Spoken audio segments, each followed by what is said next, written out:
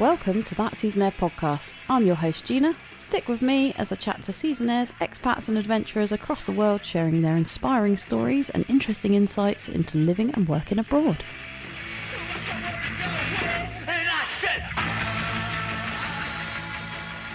Today on the show we talk to the beautiful and talented Lara Parsons. Lara came in to chat to us about her seasons working in New Zealand and Canada before she headed back to Europe to walk the Camino de Santiago trail, where she fell in love with the Spanish way of life. During this episode, Lara shares her knowledge on teaching English as a foreign language and how she went from amateur snowboarder to qualified instructor, completing her CASI training across Andorra and Austria. In 2019, whilst away from her friends and family in the UK, Lara was diagnosed with stage 2 breast cancer needing urgent treatment. In this episode, Lara tells us how the Austrian healthcare system took her under their wing and how this, coupled with seasoned life, became a lifeline helping her to push through this terrifying experience. Stick with us right to the end of the show to hear Lara's encounter with COVID-19, her travel tips and advice, as well as how she stumbled upon an unexpected talent for golfing. Here's the show. Lara, welcome to the show. How are you today? I'm great. Thanks for having me, Gina. Good. How's that Prosecco going down? Is it all right? Oh, super well. super well. Fine First drink in 2 weeks. I'm going to be on the floor in about 20 minutes. So you're here to talk to us about your summers and winters living and working abroad. I am indeed. Whereabouts in England are you from again? I'm from a little city called Worcester, where Liam Perrin's Worcestershire sauce is made. How did you get into working and living abroad? I guess the thing that started it all off, at least the travelling side, is when I went to India when I was about 16. I trekked in the Himalayas for about a month. And ever since an incredible experience like that, I just had the need to experience different cultures, different countries. And of course, the older I got, the more I realised I didn't have to stay at home to earn money and see new things. I suppose until about 24, 25, I was more just visiting places for a month or so and then working at home. But when I was 25, I think, I did a 2-year journey. I did 7 months travelling around Asia. Obviously, this was more just travelling and enjoying. And then I lived in New Zealand, where I worked for 1 year, and then in Canada for about 10 months and worked and lived there as well. And what made you choose New Zealand? I had snowboarded a couple of times before, not really had any experience, but I had heard from many friends it was super beautiful and a great place to work for a resort. I had a few connections there, so decided it would be a great place to do a first winter season. So I was working for Cadrona Resort in Wanaka, and I worked in the kind of the bigger restaurant there as a barista and a waitress. How did you get that job? Was it just through connections? Just applying on their website, applying to all the different kind of companies in Wanaka online. And yeah, they got back to me straight away and had a place for me. What's the snow like over there? Yeah, the snow's like pretty good. The mountains are so beautiful. Unfortunately, I can't say I really snowboarded at all. I worked 5-6 days a week and I only had 1 hour break. So in the end, it wasn't so much a season for snowboarding. It was more just meeting new people, seeing a beautiful country. And did you need any kind of visa? Yeah. So I had to get a working visa. From what I remember, it was the easiest visa I've ever had to get. You could apply online. Less than 24 hours, they already granted me the visa and sent it me back via email. So New Zealand's a pretty good place. I think they really enjoy the tourism. So. And from New Zealand, where was next for Lara? Yeah, so it was just the 1 year in New Zealand and then to Canada. Canada was kind of not really in the plan at the time, but I had the time, so I decided why not. Had a friend who was there as well.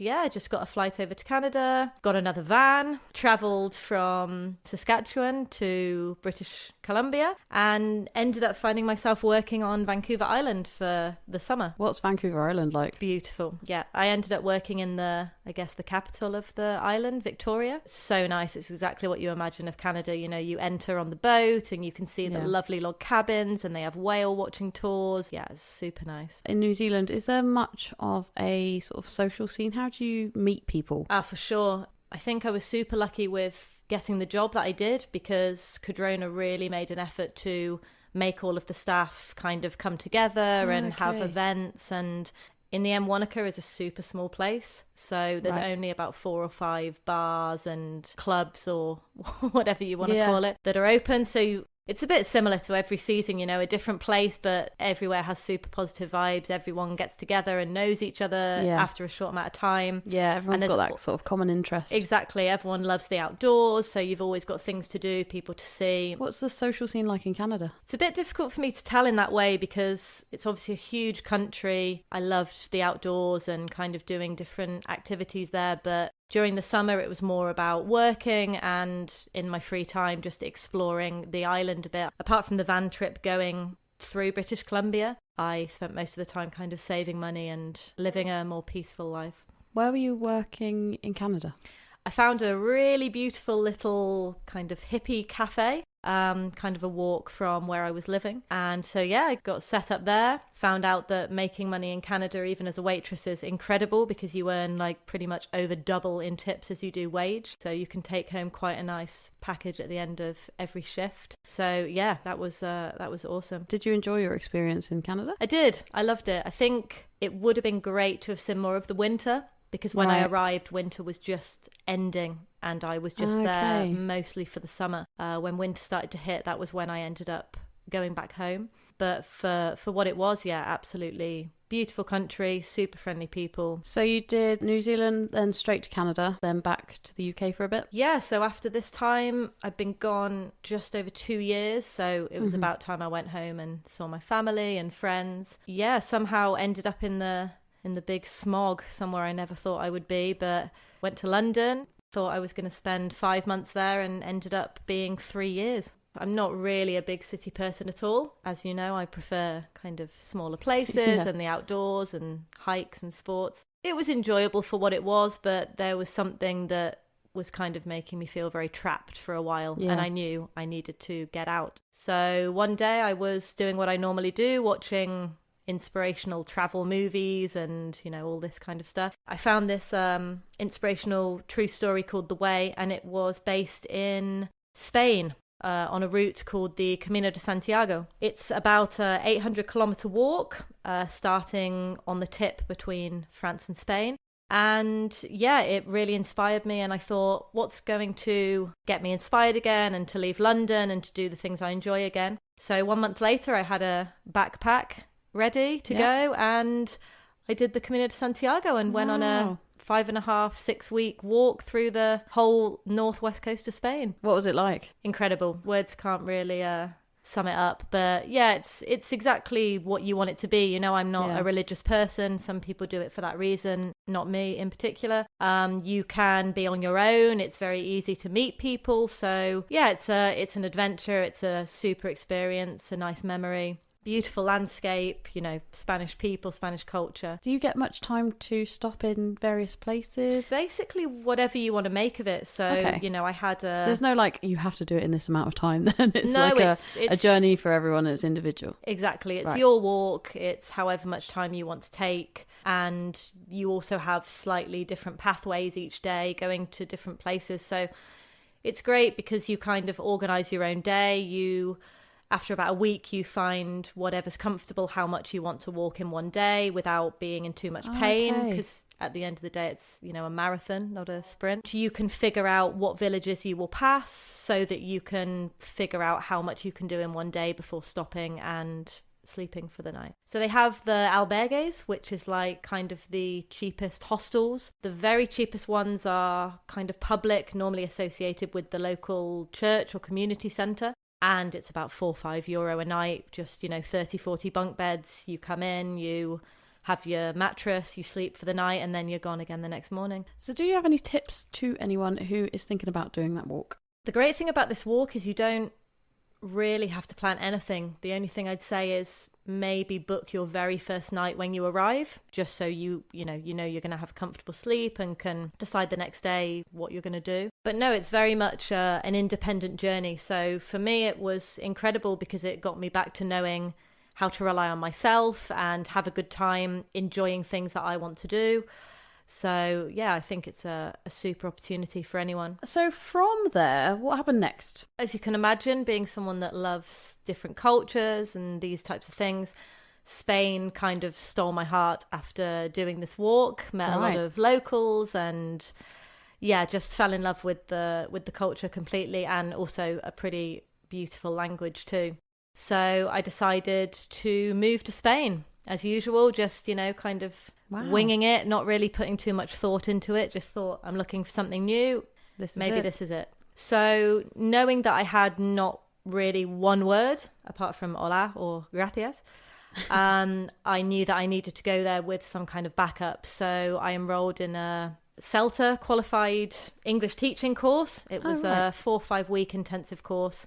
And at the end of it, I was teaching English as a foreign language. Where did you do that? So I actually did that in Granada, in the south of Spain. So my idea was, by arriving, and I'd asked many people, they all told me, if you want to start somewhere fresh, Granada's the perfect place because it's 40-minute drive from the mountains, 40-minute drive from the beach, and a great place to really learn the language, immerse in the culture, but you also have that expat community of other people in your situation. So I thought, if I do this course here, then I've got a month to suss the place out. Do I enjoy it? If not, obviously I can move on after the course.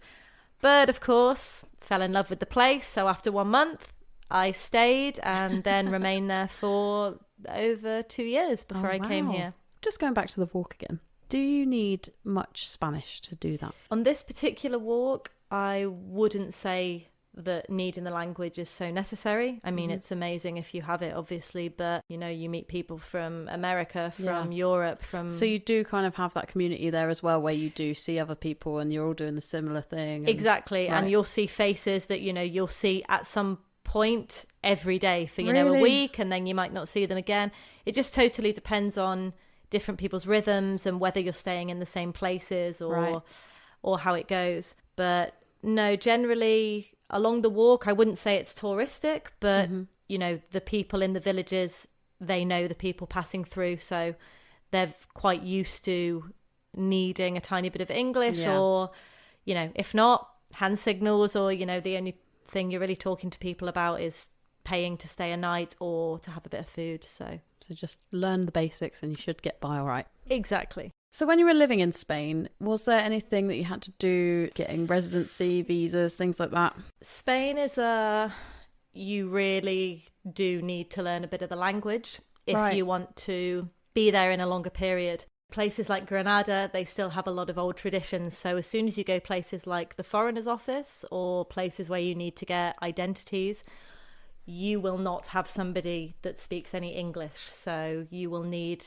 a friend to translate, or to, you know, really put yourself in the deep corner and just learn a new language. I spoke absolutely nothing, and after 10 months I was speaking conversational Spanish without even knowing how I had done it, because you are just surrounded by that all the time. So yeah, it's a great way of getting out your comfort zone and feeling pretty proud that you've accomplished these things. Yeah. But it's a bit tough in the beginning for sure. Yeah. Once you land on your feet, like any country, but in a country that doesn't speak as much English, you really do have to work quite hard for it, but it's worth it for sure. If you're surrounded by people from your own country, then, you know, it's going to take a lot longer to practice, and, you know, you're not throwing yourself in. Whereas if you don't really have a choice, then it just kind of starts, you know, it starts flowing after a while, and then things get a lot easier. So it's real tough at first, but then you realise, try your best. And then in the end, you feel better for it. So you are actually a resident? Now, yes. I fought my way through the bureaucratic system, and I am now a resident of Spain. Well done. Congratulations. Yeah, it came at just the right time as well. So yeah, just before Brexit. Exactly. So well done. Yeah, something I've been aiming for a while. How long were you in Spain for? Even when I was in Spain, I moved around quite a bit. So when I arrived after I did my teaching course, I was in Granada for a few months, and then I also lived in the north of Spain, in Galicia, for a summer.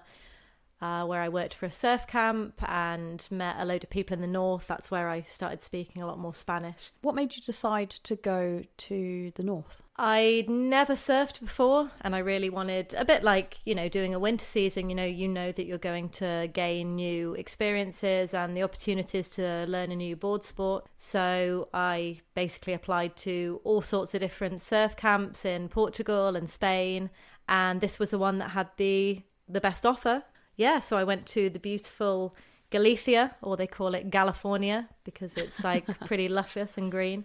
Wow. And worked there for a summer. And yeah, after that was in Spain for I think in total I was there about 2 years, until after the next summer in Spain, I out of nowhere decided that I'd also always wanted to be a snowboard instructor, even with my very limited experience as a snowboarder. By this point, how much experience snowboarding had you had? I'd definitely been on and off snowboarding for a few years, but when we say a few years, it was, a week in France. And by the time you've spent 3 days remembering how to get up on a board, you've got 3 days left and then the holiday is over. So I never really got the chance to progress in any way. And as I told you, New Zealand, I did a lot more work than I did snowboarding. Yeah. So and Canada wasn't really the season for it. No, it was the opposite. Right. So you decided you want to be a snowboard instructor. Yeah, I thought, why not? I'll just put this one under my belt as well and grab another qualification of some sort if I can.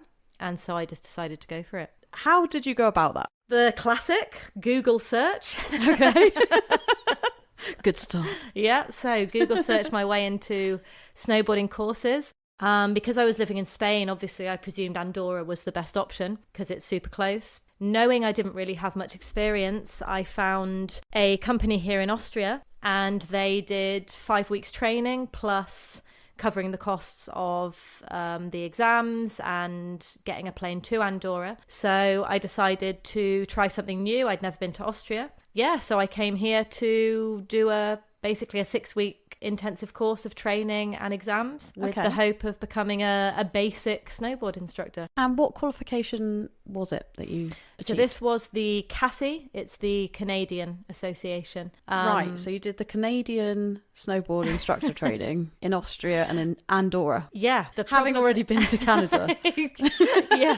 As usual, doing everything a little bit backwards, but doing them at some point. The problem in Spain is that the only qualifications you can do only entitles you to be an instructor in Spain. I don't know why, because they have a hell of a lot more sun than they do snow, but the qualification is actually a lot more difficult to obtain in Spain than it is in Canada or the CASI or other qualifications that you can use them around the world. So this was the reason for me going for the CASI. And then when I saw that the closest place I could do this was Austria, I thought, why not? And you came to Meyerhofen. And I came to Meyerhofen, not knowing anything about it. How much of it were you doing in Andorra? It was just the exams and I think about a 2-day kind of training course, getting to know the other people you were taking the exams with and your examiner.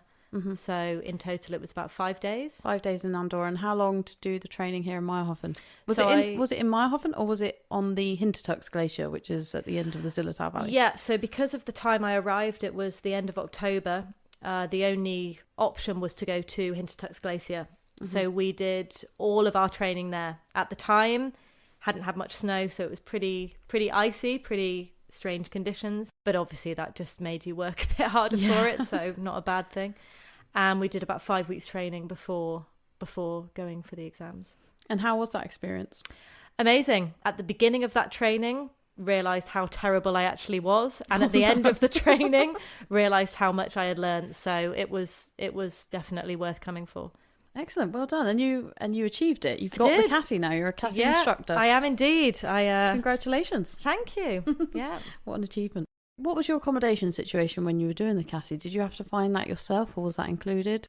So everything with my course was all included. It was kind of a package deal. So I had the 6 weeks of accommodation, the training, the flights to and back from Andorra, and the ski pass and the exams in Andorra. So it was all an easy way of not really having to, get around it all yourself. It was all kind of ready there for you. So how did you fund all these different experiences? Is this something you had savings already? I mean, obviously you worked in waitressing, you worked as a barista. Is that how you kind of got to the point where you could afford to go and do these things? Yeah, I mean, to be totally honest, I've always just kind of winged it from one thing to the other. So I'm definitely not someone that has, saved their whole life and had a very incredible job that pays a lot of money. Yeah. I've kind of moved from one place to the other, but with each job I've had, I have worked it long enough to save the money I've needed towards the next goal that I have. So I've very much kind of lived in the moment of earning for a purpose, doing that purpose, and then finding another job for the next purpose. So you're in Mile Half and you've done your training, you've achieved your goal, and you stuck around for a bit, is that right? Yeah, still here. I think that's another blessing of travel, isn't it? You never know where you're going to end up, or you think you're going to stay somewhere for 6 weeks and you end up here for nearly 2 years. So my plan was actually to do the course 6 weeks and go straight back to Spain. I didn't plan on hanging around, but I hadn't really done much research into this area or this place. I just came here to do what I needed to do. I met a boy, so cliche as it is, that had a part to play. And as part of my course, I also had a season pass for this area. Right. So in the end, I thought, well, Spain's not going anywhere, so why don't I just stay for the rest of the season? Mm-hmm. I can enjoy the mounting, use the training I've acquired. And fell in love and ended up being here for a while. Excellent. One of your experiences that I wanted to touch on was an unexpected experience that you had along the way. Do you mind telling us a little bit about that? No, of course not. So when we're talking about how long I've been here, after my course, luckily, I got all of that out the way and got my qualifications. So I did what I achieved. In February, I think it was, I found a lump in my breast, and within a couple of weeks, due to an incredible health system here in Austria, I was actually diagnosed with stage 2 breast cancer. So was a pretty crazy time, especially seeing as I had kind of uprooted from a place I had just found my foundations in Spain, come here for a short period, didn't really know anyone or the way of life, and suddenly all this kind of was thrown on me. How did you feel at that point? I bet it was pretty terrifying. Definitely terrifying to say the least. Of course, I have no family here. The friends I had made were very new friends. My relationship was also very fresh. So it was very difficult to know what was the best thing to do. Luckily for me, that choice was made up for me when I was diagnosed with this disease, and within 20 minutes I was given a very well-known specialist who told me point blank that basically if I went home in the next few weeks, I probably would not make it in time to be saved. And so Austria decided to take me under their wing and save my life, basically. Wow. So I have a hell of a lot to be thankful for in this country. Yeah. Went through the works, had chemotherapy, immunotherapy, and double mastectomy. So not a disadvantage, but new boobs and everything. Excellent. It must have been a really scary time for you to be away from your family and friends back home. Luckily you had met John and he was a massive support for you. And obviously, like we said, the Austrian medical service did take you under their wing and did a really fantastic job and got you back to health. So they did. I've got a lot to be thankful for here. And I have to say as well, the Seasonaire life, winter, summer seasons, when it's very hectic, you're meeting a lot of people, everyone likes to have fun. But in the end, this actually helped me a lot because everyone else is going about their time, just enjoying every minute. And this really reminded me during this time that I kind of really had to do the same no matter what was going on. So it really kind of gave me a positive attitude to just push through it. Good. Yeah, came out the other side, still here. Well done, mate. Well done. How are you feeling now? Amazing. Yeah, better than I have in years, actually. I think doubled up with, everything going on with Corona, and we have quite strict lockdowns here. It's making for a very healthy life, mountain every day. How was your COVID experience? Tell us about that. After the whole kind of cancer thing, I thought that was the end. But no, I actually got diagnosed with Corona as well, about 2 months after it had all kicked off. We were very lucky. Our bosses who have the staff accommodation for us here and John's work were very kind to us. They let us stay here.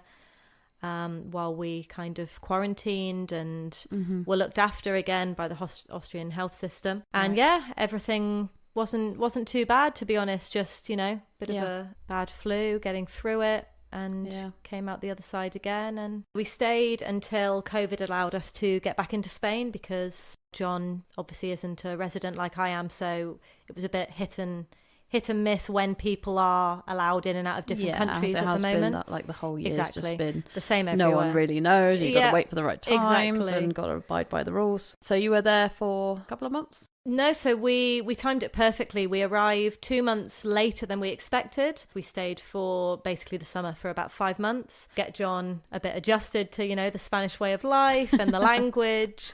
And then we arrived back here the beginning of December, to attempt to have another slightly normal season with everything going on. Things have been a bit different here this year. Very. But you've been teaching? Yes. So the other thing I mainly do now is teach English. Normally in Spain I work for academies or private classes, but now I am based solely online, teaching people from all over the world to progress in the English language. Amazing. So you've also got your own website, laraparsonsproject.com. I do indeed, yeah. You've got a lot of information on there about your cancer story and some of your photography. Have you got links to Etsy as well? Yep. So there's that's, I guess, kind of my hub for everything. So my website has a few travel stories, my experience on the Camino de Santiago, other Spanish stories, other areas of travel, my stories during breast cancer, offering support and kind of different bits of information about it, and links to my other things. So my photography portfolio.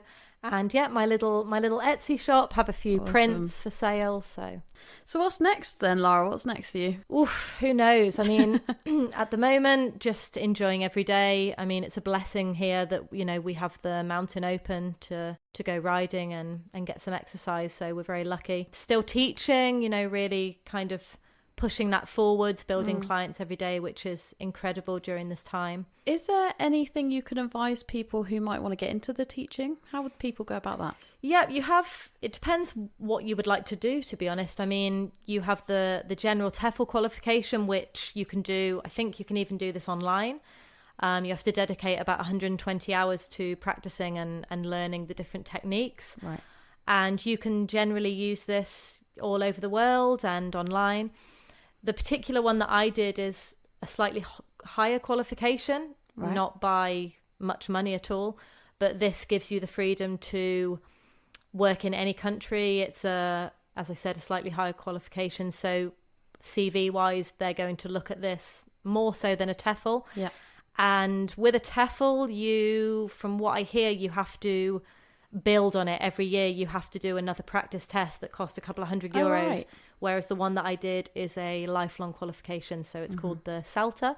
It's a Cambridge English qualification. So for a little bit more hard work and time, you might just stand out on your CV. Yeah, perfect. I would go for that one. So where is it that you call home at this point in time? Where's home to you?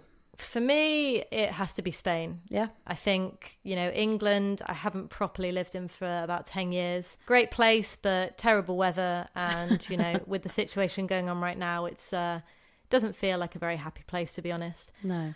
Austria, beautiful, absolutely great for winters, but Spain, it really did steal my heart. You've got the dancing, you've got the positive energy, open-minded, friendly people, amazing food, and a new language that is really great to learn. Yeah. You've got the great sun as well, and you can travel around. Yeah, for me, you've got it all. If you had to pick one place for people to go and visit, if someone said, I can only go to one place, where shall I go? What would you say? Well, it's going to sound real boring, but it's going to have to be Spain again. Yeah? Yeah, it really is. There's something about the place and the culture. As I said, down in Granada, you've got the heat. You're within the beach and the mountains on opposite sides by 40 minutes driving. And then everywhere you go, you have a totally different neck of the woods. The north as well, you've got the surf, you've got the north is a bit like England, but with good weather. The luscious green landscapes, but with sun. Ah, good. So, and the food, it's an awesome place to start adventuring for sure. Yeah. Are there any opportunities that stand out for you that you've had solely from working abroad that you wouldn't have had working at home in the UK? Is there anything that you can say, I definitely wouldn't have done this or I definitely wouldn't have done that if I hadn't have gone in the first place? Well, that's a tough question. A good question, but a tough one. I think so many opportunities and so many things that I've done. I mean, England is great, but it's, it's a very small place. It's closed off. You don't really know what's out there. So to be honest, there's many, many things that I've done just by seeing what happens from one day to the next, or meeting people is another huge thing, because when you go to a different place and see new people, new cultures, new languages, you learn things about the place and the people that you would have had no idea being at home. Yeah. And this can open even jobs and, different types of opportunities. So I would advise just go for it and have as many experiences as possible. Is there one thing you always have to pack in your suitcase? Yeah, it's going to make me sound a bit like a huntsman, but it would be my Leatherman knife. I mean, it's handy. It's so like handy. It's the best tool in the world. It's basically a Swiss Army knife, but a million times better. Perhaps so, not in hand luggage. Maybe not in hand luggage, but then again, I drive everywhere with the van, so exactly, yeah. Planes have not really been something that I've been on for quite a while now. Yeah, always useful to have a handy tool, need to take apart from some shelves or build something. You've done your fair share of van lifing, actually, haven't you? I have, yeah. How's that been? Best thing in the world. Really? Yeah, I'd have to say even better than Spain, if I could say it. Yeah? It's for me, it's pure freedom. There's traveling the world, there's backpacking, there's traveling by plane, but having a van somewhere that you can drive where you want, within reason, stay where you want, wake up in the most beautiful places and be able to enjoy the journey as well, is for me the number one thing. I absolutely love driving, so for me it's never really an A to B situation. It's sometimes I enjoy the process of getting somewhere before I actually arrive. And it's pretty cheap apart from paying insurance every year. You don't have to pay for anywhere to stay. You don't have to make huge plans finding hostels or anything. Yeah. You just go and see where the wind takes you. What's the longest period of time you've done the van life thing in one go? It's always been quite on and off. So in one go, I don't think it's been a huge amount of time, probably about 8 months. So I've never done one full year as yet. Right, okay. But 8 months is still a long at some stint, point though. that probably will change. Yeah. I move around too much sometimes that, I change vans as well. So it just depends what's going on. Throughout all your travels, are there, I mean, you've got quite a lot of stories and you've had quite a journey, ups and downs along the way. Definitely. Yeah. But are there any stories that stand out to you overall that you definitely wouldn't have had unless you had embarked on your journey? Yeah, I can definitely think of one for sure. So when I arrived to Canada, my visa came in a couple of months late. I was staying in a friend's basement while I was waiting for this to arrive so that I could travel. And lucky for me, I had a friend that had a very beat up old van, and he said, you know what, I never use it, so pay for the insurance, pay to get it sorted, and you can just take it, bring it back to me when you're done. So got everything ready, sorted out the van, thought I'd fix it up perfectly, left where I was, and just literally entered the border of British Columbia. I'd been driving for about 6 hours and the van totally broke down. No. Talk about being in the right place and the right time again. I ended up in a really beautiful national water park called Waterton. And because I didn't have much money at the time, I found myself working at the local golf course of this national park to save enough money to fix up the van. And somehow from this experience, I fell in love with golf. Right. After 3 months, I was working in the restaurant at the golf course. When I finished work, I was playing 36 to 48 holes a day. Wow. Alone or with other friends. I had my own cart because I enjoyed it that much. And after 3 months of living there, I entered the Women's Open and I came second. What? You You entered the Open and you came second. Yeah, so you can imagine the amount of stares I was getting from the little old ladies that have lived, breathed and played golf for their whole life in this in this little national park. But yeah, did a lot better than I was expecting. Well done. Yeah, there's something to say for, practice makes perfect. Yeah. Oh, cool story. So I guess it will have to be that one. So we've covered quite a lot today already. You said earlier on that you'd watched The Way, the movie, and that had been an inspiration to you. Are there any books that you would recommend, or any inspirational quotes you live by, or any advice you would give just to finish off the interview today? Well, my favourite quote might be a little bit cliche, but is enjoy the little things. Tend to use this a lot. Even have a little necklace by The Make, enjoy the little things. But yeah, I think it's very true. Just live each day. You never know what's going to happen. I think the last couple of years with especially our situation, Brexit, Corona, all this stuff going on, you can plan as much as you like, but things can always change. So I would just be open-minded and see that there's many opportunities without having to plan too far in advance. Yeah. Planning is great, but sometimes things can be around the corner that you're not expecting, and they can also be amazing. So exactly, leave a bit of wiggle room in your plans. The typical thing on Google Images, but they're true. Yeah, exactly. I think that about wraps it up for us today, Lara. Okay. Unless there's anything else you want to... Oh, there is one thing I've got to ask you, actually. For it. Tell me. Do you have anyone that you can call out to come on the show and have a chat with me? I do, indeed. I've got 2 people that I'm thinking of. Number 1, don't think I'm being biased, but is actually my boyfriend, John. John. Who you know very well. I guess one of the reasons we click so well is because he has lived a very similar, if not crazier life to me in terms of moving around, experiencing different cultures. So he would be a great one for you to talk to. And the other person would be my best pal, who is English originally, but we actually met doing our English teaching course in Spain. Oh, okay. She has a lot of history, grown up in France for a while and now has lived in Spain for quite a while, but she's a bit of a jack of all trades as well, so she'd offer some insights into the expat life for sure. And what's her name? So her name is Jane. Awesome. Jane and John. Jane and John, it's happening. You have been called. So thanks again, Lara. We covered so much today on the show, and you've really given great insight into all the different places you've been and how to go about doing different things. So thank you very much for that. Just before you go, let us know where we can find your blog and your Etsy shop with all your photography. And of course, if people want to get in contact with you for any English lessons, where can they find you? So you can go directly through my website, laraparsonsproject.com, or for my teaching, I work through a platform called Verbling. So you can find me at verbling.com, teachers Lara Parsons. But the easiest option, go to my website and you can find everything you need through that. So thank you so much, Lara. Yeah, you're welcome. Take care. Wow, what a journey. Such an amazing chat with the beautifully positive Lara Parsons there. Thanks again so much for coming on the show, Lara. As always, in the show notes, you can find a link to Lara's website, as well as any other links relating to today's show. You can now click to subscribe on any podcast platform to get new releases of this show as they come out, so please click and subscribe.